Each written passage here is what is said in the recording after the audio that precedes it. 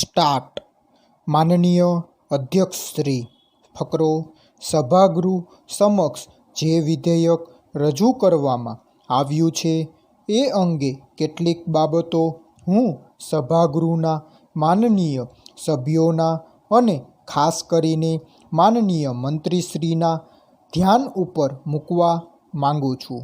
આ સભાગૃહ જાણે છે તેમ ગુજરાત રાજ્યમાં વાહન વ્યવહાર કોર્પોરેશનની કામગીરીથી આપણે સૌ પરિચિત છીએ અને આ રાજ્યમાં કોર્પોરેશનનું કામ જે રીતે ચાલે છે એ સાચે જ નોંધપાત્ર અને પ્રશંસનીય છે.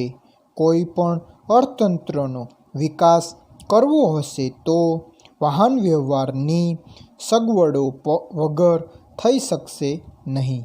માલની હેરફેરની સાથે માણસોની હેરફેર પણ એટલી જ મહત્ત્વની બની જાય છે અને તેથી વાહન વ્યવહારનું મહત્ત્વ કોઈ પણ રીતે ઓછું આંકી શકાય તેમ નથી.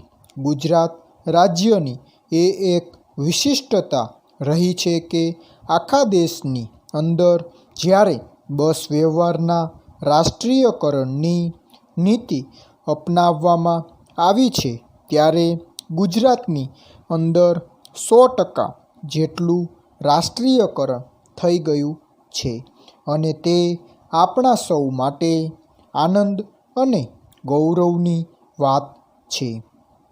ગુજરાત રાજ્યનું આ કોર્પોરેશન બીજા બધા કોર્પોરેશન કરતાં પણ એક વિશિષ્ટ પ્રકારનું સ્થાન ધરાવે છે એમ મારે સાફ કહેવું જોઈએ.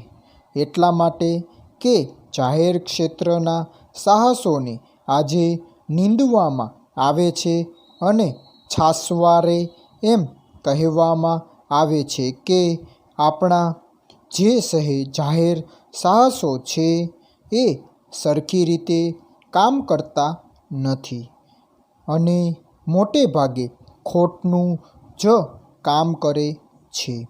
ત્યારે આ કોર્પોરેશને પોતાના આર્થિક વહેવાર એવી રીતે ગોઠવ્યો છે કે જેને લીધે છેક અત્યાર સુધી ખોટમાં કામ કરતું આ કોર્પોરેશન હવે કંઈક નફો બતાવે છે એ રીતે કામ કરી શક્યું છે.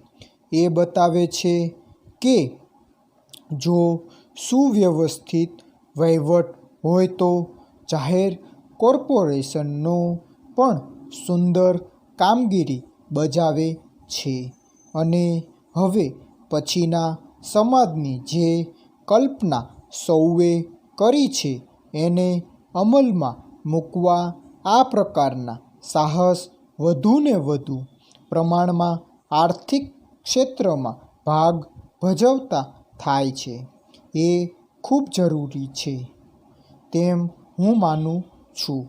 પણ તેની સાથે 3 બાબતો તરફ હું સરકારનું ખૂબ ગંભીર રીતે ધ્યાન દોરવા માંગુ છું અને હું આશા રાખું છું કે સરકાર મારા આ સૂચનો પ્રત્યે કાળજીપૂર્વક ધ્યાન આપશે. સમાપ્ત.